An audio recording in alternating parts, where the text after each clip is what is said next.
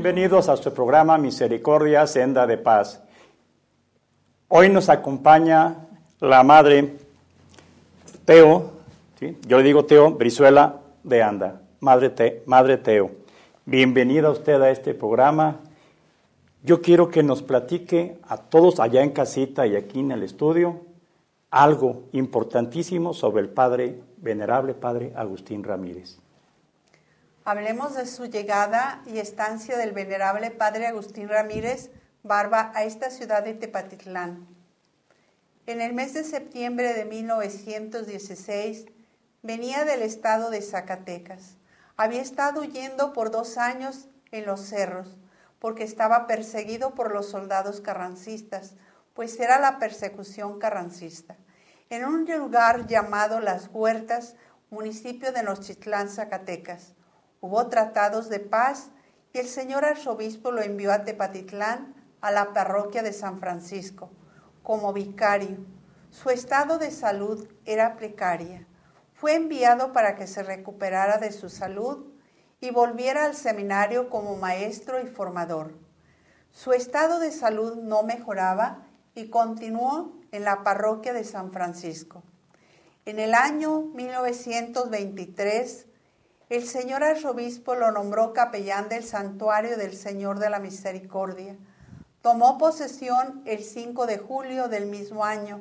Ahí estuvo hasta su muerte, que fue el 4 de julio de 1967. Madre Teo, el padre Agustín Ramírez, ¿qué hizo cuando llegó al Santuario del Señor de la Misericordia? Llegó muy emprendedor.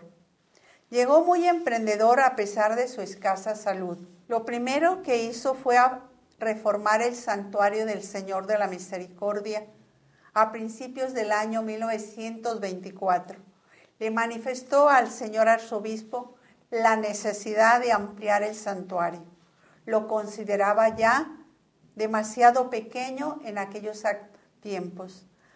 A este fin, sugirió la idea de recorrer la escultura del Señor de la Misericordia hasta el fondo del camerín. Abrir arcos a un lado y a otro del presbiterio, como se conserva hasta el día de ahora.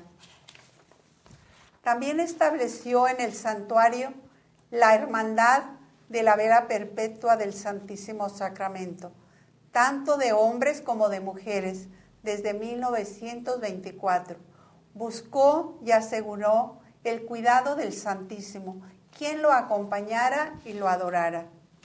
El 25 de diciembre de 1925 se hizo en el santuario la inauguración de la instalación de la nueva luz eléctrica de la planta de Tamara, tanto en el interior del santuario como en el exterior del templo. También tuvo la inquietud de escribir la historia del Señor de la Misericordia. Le solicitó al señor arzobispo en el 1924. Para esto vino a esta ciudad el joven literato don José Cornejo Franco, con la mira de escribir la historia de la venerada imagen del Señor de la Misericordia. El venerable padre Agustín Ramírez lo acogió con grande gozo y aplauso, porque una vez realizada dicha historia, serviría grandemente a la devoción y culto al Santo Crucifijo. El venerable padre Ramírez se propuso ayudarlo y empezó a recabar información con las personas mayores, familiares de don Pedro Medina, de don Pantaleón Leal. Le ayudó a inspeccionar los retablos existentes por orden cronológico. Registraron archivos de la ciudad, recogiendo datos que le podían servir para el fin que se proponía. ¿Cuántos años cree que tuvo que esperar el venerable padre Agustín Ramírez para que este joven literato se pusiera a escribir la historia del Señor de la Misericordia? Pasaron muchos años, de 1925, 26, y los siguientes de la persecución religiosa, que fue el 27, 28 y 29, que el venerable padre Agustín Ramírez se tuvo que ocultar con una familia aquí en la ciudad. En el 1929 hubo tratados de paz. El venerable padre Ramírez pronto recurrió a buscar al joven literato de manera personal y le recordó la promesa que había hecho de escribir la historia del Señor de la Misericordia, y le suplicó la pusiera por obra lo más pronto posible. Mas a pesar de las treguas que pedía y de las repetidas esperanzas que daba, no realizaba lo que tanto se deseaba. El venerable padre Ramírez comenzó a recoger los datos, información, revisando los archivos de la ciudad. Transcurrieron más de 11 años sin que saliera a la luz la anhelada historia. En cuanto mayor tiempo pasara, mayor sería la dificultad para escribirla. Perdió la esperanza de que pusiera por obra su promesa y se resolvió el venerable padre Ramírez a escribirla, confiando únicamente en el auxilio de la gracia de Dios, puesto que su honor y gloria era lo únicamente que le movía. Decidió y recogió toda la información que tenía el joven literato. Yo creo que es bien interesante pensar el trabajo que este joven, José Cornejo Franco, tan bien capacitado, tan entusiastamente, iba a hacer un hermosísimo trabajo de historia. Pero algo le ha de haber pasado en su juventud, porque tenía en su mente muchos proyectos, y esta era una historia maravillosa, que todo el pueblo alteño la necesitaba. Y sin embargo, algo sucedió, porque Dios me da la impresión que no quería que fuera José Cornejo Franco quien escribiera esta historia bellísima, sino más bien el padre Agustín Ramírez. Veamos por qué suceden las cosas. Madre, ¿cuánto tiempo tardó el padre Agustín Ramírez en ya viendo que este joven no tenía tiempo, le daba largas? ¿Cuánto tiempo le llevó a escribir esta historia? El padre, decidido, se puso a escribir la historia del Señor de la Misericordia y se empleó de 1936 a 1938, 2 años, dedicado casi por la noche, porque el día su trabajo apostólico le llevaba ocupada. Muy bien. Yo creo que ahí está el esfuerzo, madre, de cuando Dios quiere a alguien de instrumento, esta persona le sirve con creces y con entusiasmo. Ya usted lo acaba de decir, en la noche, ya cansado, pero con la ilusión de hacerlo, porque el pueblo alteño necesitaba esta historia. Él lo consideraba muy necesario para el culto y la devoción al Santo Crucifijo. Muy bien, Madre Teo. Pues ya terminada esa bellísima historia del Señor de la Misericordia, el padre Agustín Ramírez, venerable por cierto, habrá hecho algo más, porque no se quedó quieto. Cuéntenos, Madre, ¿qué más hizo el padre? Él era tan emprendedor que, terminada la historia, se dedicó con grande amor en el año 1939 a escribir la novena del Señor de la Misericordia, conocida por sus fieles de Tepatitlán y muy querida. Cuando hemos escuchado, porque a mí también me ha tocado desde niño rezar esta bella novena, me parece extraordinario, me parece que fue inspirada por el Espíritu Santo. Así se considera. La escribió con tanta unción, con tanto amor, que él siempre la estaba meditando a sus plantas, allí de rodillas, ante el Santo Crucifijo. Es que está escrito con mucha ternura, con muchas frases bíblicas, con un sentimiento muy profundo de la misericordia y el amor de Dios. Por eso creo que desde niños nos deja un grato sabor de boca esta novena del Señor de la Misericordia.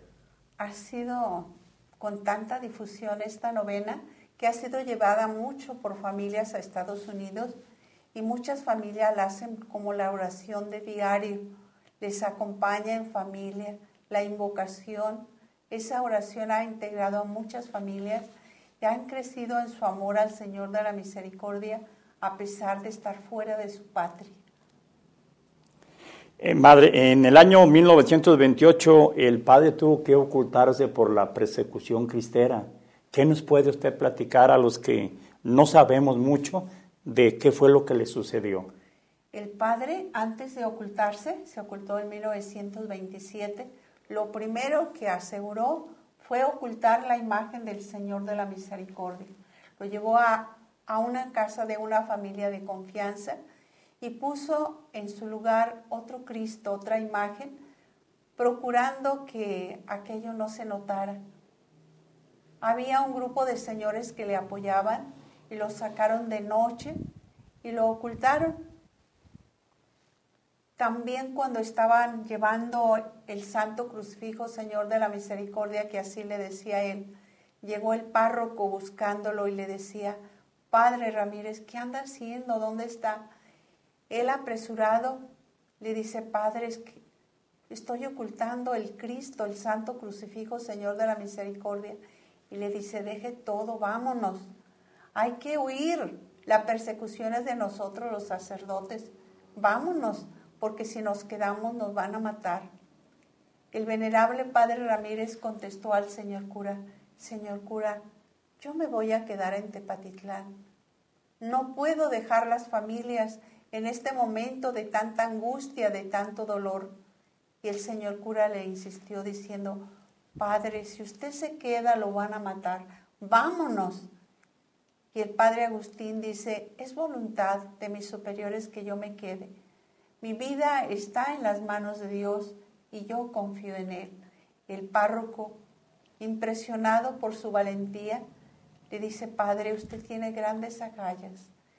Me voy. Se despidieron, le dio la bendición y se retiró el párroco. Y él se quedó en Tepatitlán. Allí estuvo oculto con una familia por la calle 16 de septiembre, con la familia Gallegos Franco. En el año 1928, él escribió el libro de la infancia espiritual y fue inspirado a fundar su congregación religiosa que tuviera como carisma el amor y desagravio a Jesús sacramentado. Bien, yo sé que algo sucedió en el año 1929. Me imagino que hizo una cruzada eucarística, pero ¿por qué? ¿Qué es una cruzada, madre? Mire, él estaba tan conmovido del sacrilegio que se había cometido durante la cruzada que fue el 28 de diciembre de 1928 en el Hospital de Jesús. Él había llegado por la noche ya a celebrar la misa para que tuvieran el Santísimo los enfermos. Y apenas celebró la Eucaristía y se retiró cuando llegaron los soldados y un general de apellido Santoyo. Entraron buscándolo a él, creyendo que lo tenían oculto, lo buscaron por todos los rincones del Hospital de Jesús. Y ya que no lo encontraron, blasfemando, fue y forcejeó la puerta del sagrario y se robó un copón con las sagradas hostias. La religiosa sierva de los pobres se lo arrebató diciéndole, deme este copón. Y aquel general mal hablado, morboso, le dice, ¿y a cambio de qué? Ella contesta, a cambio de mi cabeza. El general salió llevándose el copón y cometió el sacrilegio en el santuario de Guadalupe. Ahí tenían los caballos como si fuera una caballeriza y sacó las sagradas hostias y se las introdujo en el hocico a los caballos y las otras que quedaban las tiró a las patas de los caballos. Este sacrilegio ocasionó un grande dolor al padre y eso lo hizo decidir aceptar la voluntad de Dios de fundar su congregación que tuviera ese carisma de amor y desagravio a Jesús sacramentado.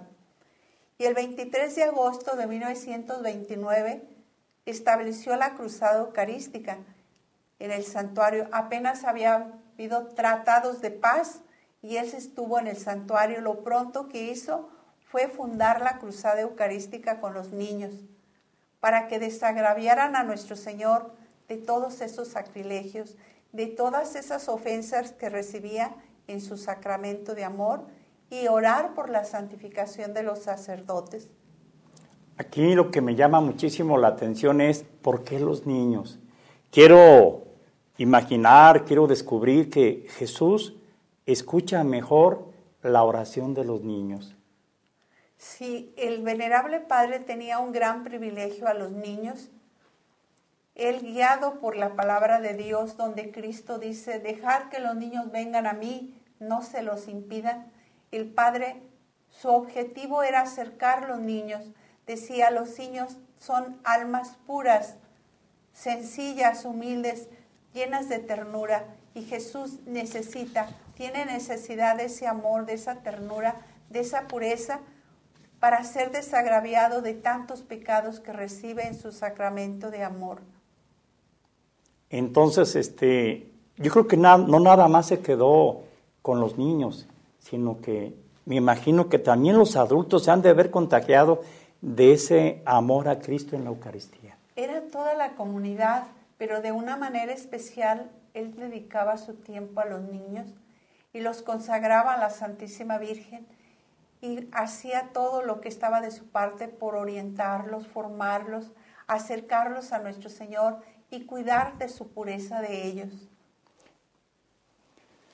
Bien, ya vimos qué pasó en el 1929, madre, pero en el año 1930 yo creo que el arzobispo le ha de haber encomendado alguna tarea porque era un sacerdote que no se quedaba quieto, no se conformaba ni cruzaba los brazos. El padre Agustín tan pronto, tan emprendedor, que esperó que llegara el señor arzobispo a Guadalajara, que estaba fuera de nuestra patria, y apenas se enteró de que había regresado, fue a visitarlo y le solicitó fundar su congregación de siervas del Señor de la Misericordia. El señor obispo lo hizo esperar más de 30 años por la situación que estaba viviendo nuestra iglesia, que había sufrido tanta persecución, y de la Santa Sede en Roma le pedían al señor arzobispo que trabajara por la integración de las congregaciones religiosas que por la persecución habían estado desintegradas, habían salido fuera del país, otras con sus familias, otras con sus pueblos. Entonces, ese era uno de los requisitos que la iglesia le pedía al señor arzobispo. Por lo tanto, él no aceptaba nuevas fundaciones. Por eso lo hizo esperar más de 30 años. Qué paciencia, ¿verdad? Pero cuando Dios pide algo, siempre hay un alma generosa que está dispuesta a hacerlo, aunque tenga que esperar tanto tiempo. Estamos hablando del arzobispo Francisco Orozco Jiménez, ¿verdad? Sí, el padre Agustín tomó esto como un momento de vivir la fe, la esperanza, y decía, las obras de Dios se realizan de generación en generación. Esta es una obra de Dios y se va a realizar, y Dios dirá el momento. Esperó con mucha fe, con mucha esperanza, y así vivió esos años haciendo actos de fe y de esperanza.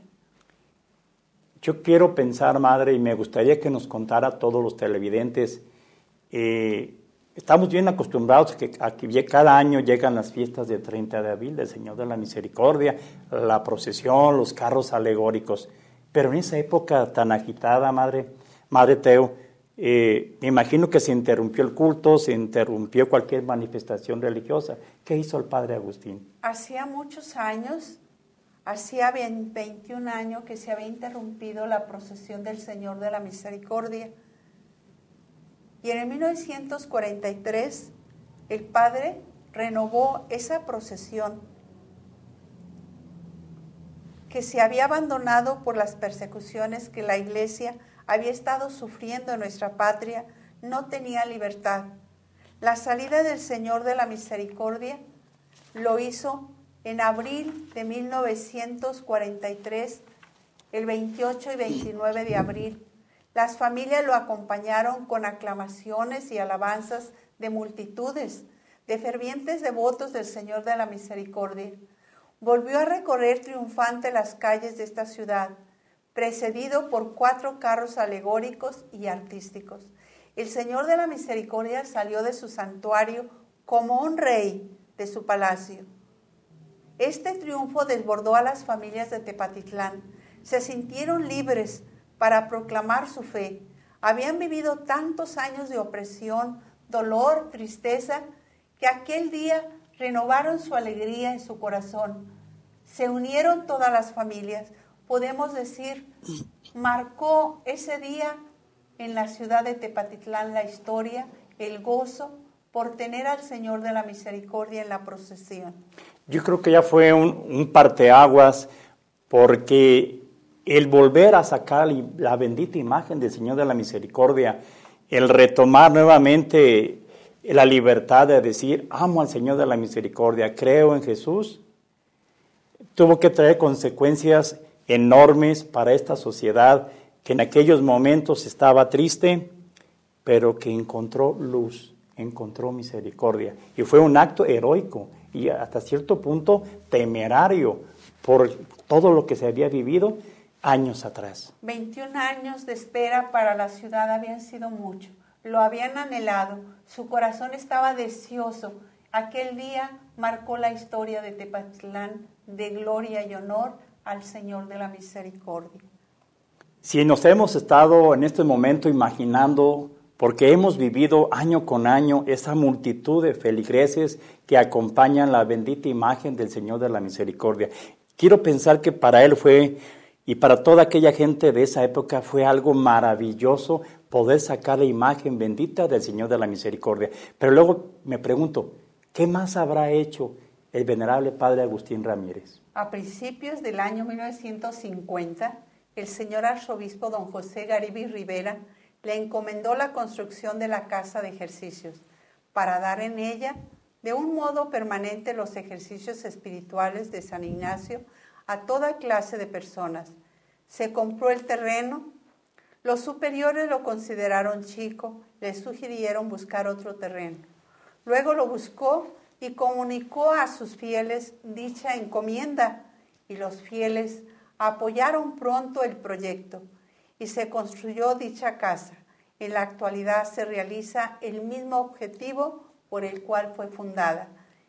También el venerable Padre Ramírez no acostumbraba a pedir. Solamente comunicaba a las familias y les decía, el señor arzobispo me pide esto, hay una necesidad para la iglesia, y las personas eran muy generosas. Prontos daban su donativo, apoyaban en las rifas, en las kermeses, pero lo hacían el proyecto, lo hacían propio, lo hacían suyo. Yo que veo en la obra del venerable Padre Agustín Ramírez, veo como que es una copia de otros grandes santos. Yo sé que no ha sido declarado santo, sé que va en proceso y va muy bien, por cierto, pero comparando con otros santos, él está igual que aquellos grandes santos, Madre Teo, porque se entrega a la divina providencia, se confían tanto en Dios que ellos saben que de alguna manera Dios proveerá. Y usted lo acaba de decir. Así es. Algunas personas comentan, y también en sus escritos está, que en una ocasión cuando estaba construyendo la casa de ejercicios, había un señor empresario que le vendía el material y le decía, padre, lleve todo lo que usted necesita, le voy a dar determinado tiempo, esta fecha de plazo. El padre se daba la tarea de estar llevando material, pues estaban trabajando, pero como todas las fechas se llegan, se le llegó la fecha de pagar. Sí, muy pronto llegan, vuela muy rápido el tiempo. Y no tenía un solo centavo. Alguien lo visitaba a su casa y le dice, ahorita no lo puedo atender, espéreme un ratito, voy a orar, porque voy a pedirle a Dios que me socorra. Mañana tengo que pagar la deuda de 10,000 pesos y no tengo un solo centavo. Lo que la semana salió, tomé pagar los albañiles.